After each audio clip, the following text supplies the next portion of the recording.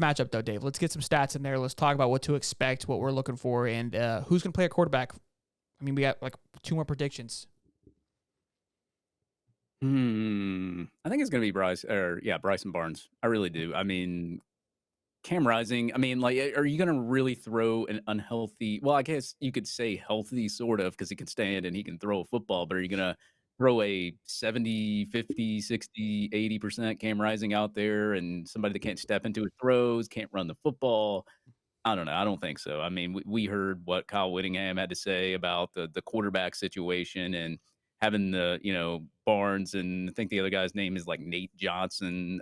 Let me see right here. Yeah, something like that. But anyway, like it's getting to a point now to where it's like we already kind of know what's going to happen, and Whittingham is just trying to make the other team guess, which is really stupid because, I mean, most people know that he's probably not going to play, and if he does play, then he's playing a really like serious game there because if you put Cam Rising out there, I mean, Armstrong's just going to blitz him all night long. So, yeah, I don't know, man. Like when it comes to their backfield and them saying that they have DBs, I just don't see a DB there. That may be one good DB back there. I just don't see any of their DBs that can match up with any of our receivers. They couldn't do it last year. I mean, Anthony Richardson hardly threw the football. I think we only had like 168 last year, and we're going to be throwing the football a lot more. Graham Mertz will be throwing the football a lot more.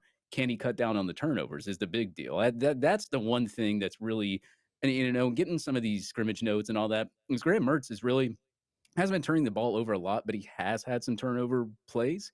And I'm wondering if that's going to come back and bite him in this game. I don't know if it will or not, but I think Florida's really got the receivers to keep up with their DBs. I mean, Brandon Rose, he hasn't really played, Brandon Rose is injured. Bryson Barnes really hasn't played in any games. He's, like I said, he's appeared in 6 games as a passer. I said this last week. I don't want to go through these stats again, but I will. He's only had 59 passing attempts.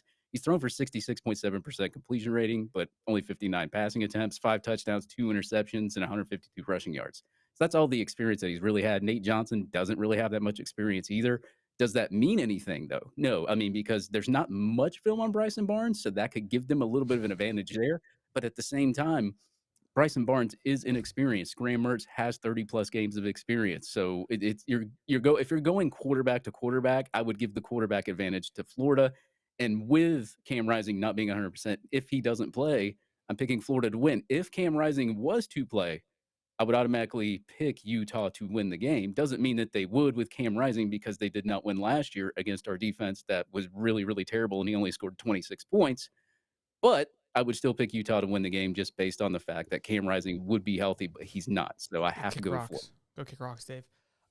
Look, I watched the game last year. I went back and rewatched Florida versus Utah because it's not going to be the same thing, but I need something.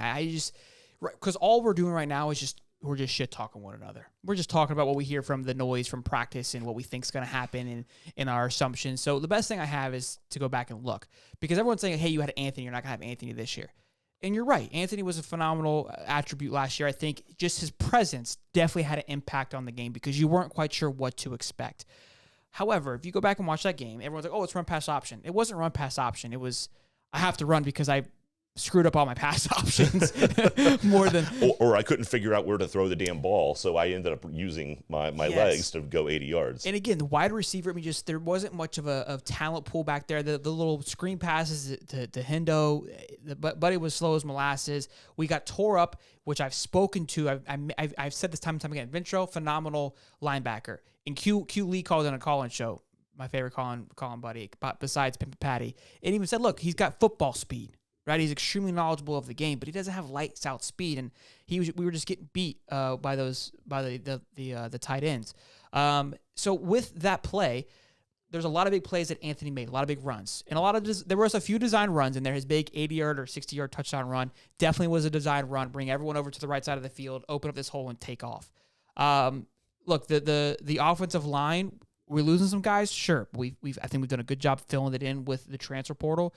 And again, the defense is going to be the biggest thing and all we can go off of the defense is what we feel and what we're hearing, and that's just hype. But I'm excited for what it should be and what it can be, and that part excites me. But yeah, I think like you said, Graham Mertz, it's an upgrade for this particular game. I really truly believe that. And again, Anthony is a freak, but I think with the system, with the running backs we have, that room that's going to come together, you've got Montrell and Etienne, which we're going to talk about in just a little bit, coming back together for another season. I mean, they're going to be monsters. Another season under Mark Hawk's regime. Etienne already looks bigger, so got to stay healthy though, of course. I will say too, like losing Cam Rising. I mean, last year I looked up a couple of stats because I'm trying to get more stats together for this game. But I ran some team ranking stats, and these are basically stats on FBS opponents. So no FCS opponent stats are in there because most teams run up the score on FCS opponents, so they leave the FCS guys out of there. So this is all against FBS opponents. Last year with Cam Rising as quarterback, I mean, Utah was 9th nationally in touchdowns per game. Points per game, they were 14th. First half points per game, they were 6th. Second half points, they were 14th. Offensive yards per game, they were 20th nationally. Offensive yards per play, they were 22nd nationally. Third down conversions per game, they were 14th nationally. Average time of possession, 9th nationally. Third downs per game, they're actually really terrible. They were 106th nationally. Rushing yards per game, 11th nationally. Rushing attempts per game, 30th nationally. Yards per rush attempt, 7th nationally. And they ran the ball 54.58% of the time. So they're losing a lot of that quarterback production from Cam Rising if he does not play. Those are good points. Very good points. And look, I mean, you were able to keep him contained. They're on their third string quarterback at this point if he doesn't play. If he does play, you are basically asking a kid to go out there not 100% healthy, which is fine, right? That happens all the time, especially towards the end of the year. But you're talking about a significant injury that you're rehabbing. You're still in rehab.